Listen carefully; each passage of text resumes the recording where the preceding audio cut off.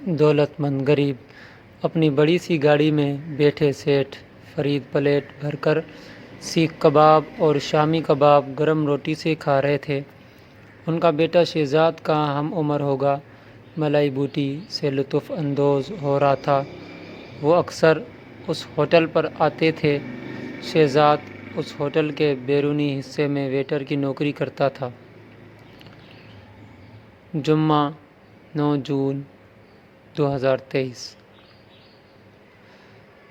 انوار آس محمد کباب کی خوشبو شہزاد کی بھوک میں اضافہ کر رہی تھی، لیکن وہ صرف حسرت سے لوگوں کباب کھاتا دیکھ سکتا تھا۔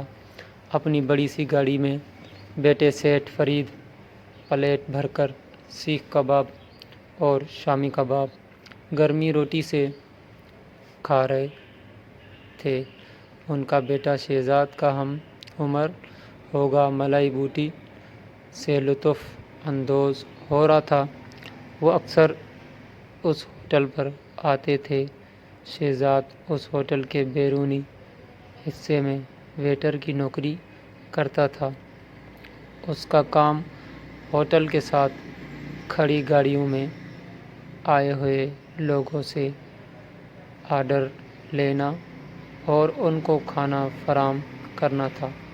شہزاد کا دنیا میں اپنے غریب چچا کے سوا کوئی نہ تھا جن کے ساتھ وہ رہتا تھا۔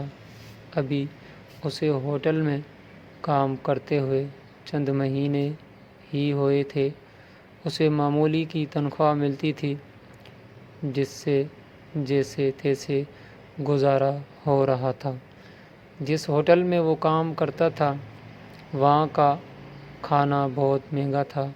شہزاد وہ کھانا خرید کر تو ہرگز نہیں کھا سکتا تھا۔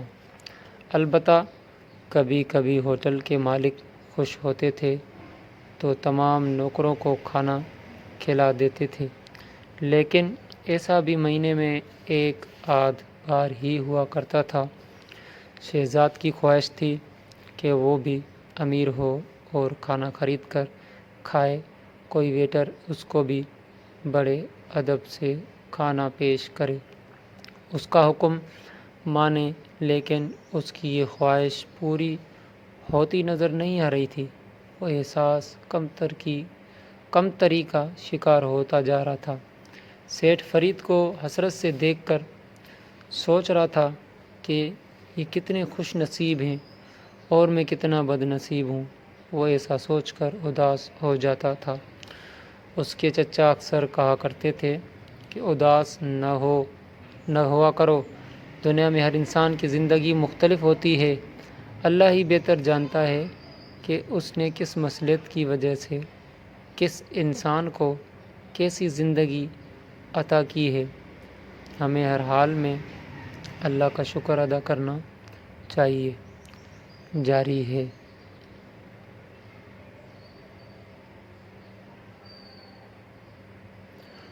وہ پوچھتا، لیکن چچا ہم ہی غریب کیوں ہیں؟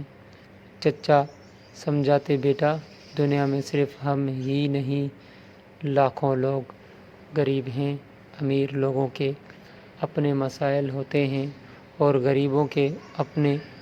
اللہ سب کو آزماتا ہے۔ دنیا میں کس کو ہمیشہ رہنا ہے، بھلا کام یا برا، وہ ہے جو اللہ کی رضا میں راضی رہے۔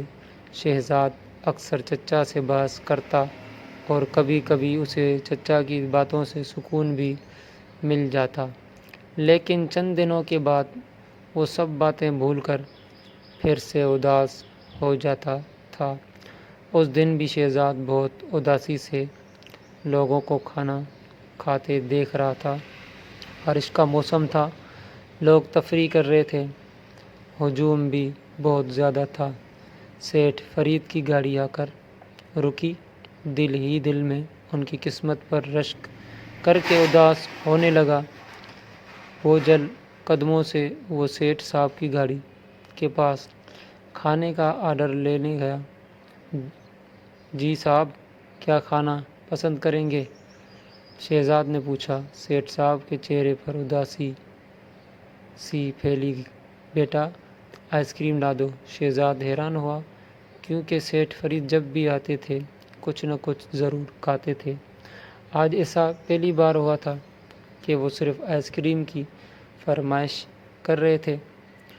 اسی دوران ہوٹل کے مالک جو کہ سیٹھ فرید کے دوست تھے وہ بھی وہاں پہنچ گئے اور کہا، فرید صاحب آج صرف آئس کریم سے پیٹ بھریں گے کیا؟ سیٹھ فرید کی اداسی میں مزید اضافہ ہو گیا اور گویا ہوئے بس بہت کھا پی لیا، اب تو ہم صرف آئس کریم ہی کھا سکتے ہیں۔ وہ کیوں؟ خیریت؟ قمر صاحب نے حیرت سے پوچھا۔ کیا بتاؤں قمر صاحب؟ قمر صاحب نے حیرت سے پوچھا، کیا بتاؤں قمر صاحب؟ مجھے گلے کا کینسر ہے، فی الحال میں آئس کریم کے علاوہ کچھ نہیں کھا سکتا، ڈاکٹر نے سختی سے منع کیا ہے۔ سیٹھ فرید آہستہ آہستہ بول رہے تھے، شاید ان کے گلے میں درد ہو رہا تھا۔ شہزاد نے آنکھیں پھاڑ کر حیرت سے سیٹھ فرید کی بات سنی اور آئس کریم لینے چل پڑا۔ سیٹھ فرید اپنا حال بیان کر رہے تھے اور شہزاد کے ذہن میں چچا کی باتیں گونج رہی تھی کہ اللہ سب کو آزماتا ہے۔ شہزاد کے پاس دنیا کی سب سے بڑی دولت صحت تھی۔ اچانک اسے لگا کہ وہ سیٹھ فرید سے بھی زیادہ امیر ہو گیا ہے۔